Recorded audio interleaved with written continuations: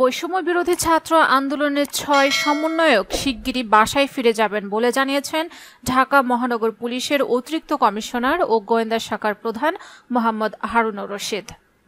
রাজধানীর মিন্টো রোডের ডিবি কার্যালয়ের সংবাদ সম্মেলনে কথা তিনি বলেন।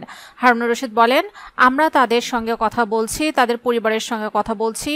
আমরা মনে করি তারা শিগগিরই তাদের পরিবারের কাছে চলে যাবেন। আমরা তাদের সিকিউরিটির বিষয়টা দেখছি। সমন্বয়কদের পরিবারের সদস্যরা ধন্যবাদ দিয়েছেন জানিয়ে তিনি বলেন, পরিবারের লোকজন গতকাল রাতেও সমন্বয়কদের সাথে দেখা করেছেন, আজও দেখা করেছেন।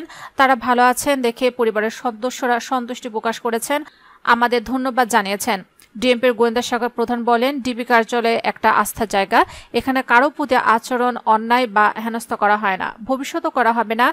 মানুষ যখন কোনো বিপদে পড়ে আমাদের কাছে আসে বা আমরা নিয়ে আসি, আমরা মূলত তাদের সিকিউরিটির জন্য কাজটা করে থাকি।